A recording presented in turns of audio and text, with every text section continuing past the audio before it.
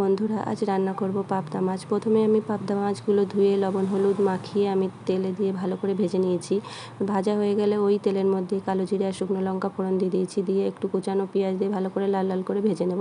ভাজা হয়ে গেলে আমি এবার টমেটো কুচি আর কাঁচা লঙ্কা দিয়ে দেবো, দিয়ে আমি একটু ভেজে নেবো। আর এদিকে আমার বাটা মশলা রেডি হয়ে গেছে। আমি এবার দিয়ে দেবো জিরে আর কাঁচা লঙ্কা বাটাটা দিয়ে একটু ভালো করে ভেজে নেব। ভাজা হয়ে গেলে দিয়ে দেবো মগজ বাটাটা, দিয়ে আমি আরেকটু ভালো করে ভেজে নেব।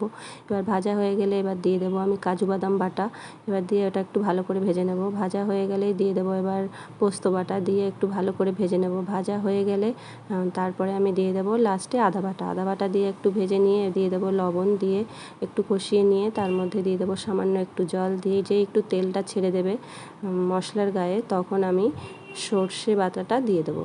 একটু জল দিয়ে সর্ষে বাটাটা দিয়ে দিচ্ছি। দেওয়া হয়ে গেলেই একটুখানি যেই ফুটে উঠবে, এবার ওর মধ্যে দিয়ে দেবো আমি জল।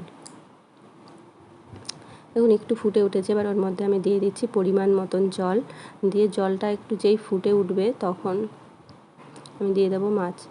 দেখুন জলটা ফুটে উঠেছে, এবার আমি মাছগুলো দিয়ে দেবো। মাছগুলো দিয়ে আর একটু ফোটাবো। ফোটানো হয়ে গেলে আমি 2 চামচ মতন টক দই একটু চিনি দিয়ে ফেটিয়ে রেখে দিয়েছিলাম, ওই ফাটানো টক দইটা আমি 2 চামচ দিয়ে দেবো। দিয়ে একটু ঝোলের সাথে টক দইটা ভালো করে মিশিয়ে নেব। মেশানো হয়ে গেলে আমি আর একটু ফুটতে দেবো। ফোটা হয়ে গেলে এবার আমি ওর মধ্যে দিয়ে দেবো গরম মশলা গুঁড়ো, দিয়ে আমি একটু দিয়ে দেবো 2 চামচ মতন কাঁচা সর্ষের তেল, দিয়ে আমি এটাকে ঢাকা দিয়ে দেবো। ঢাকা দিয়ে আমি নামিয়ে নেব। যদি আমার এই ভিডিওটা ভালো লেগে থাকে তাহলে অবশ্যই like comment share and subscribe করবেন। আর ফেসবুক পেজ থেকে দেখে থাকলে অবশ্যই পেজটি ফলো করবেন।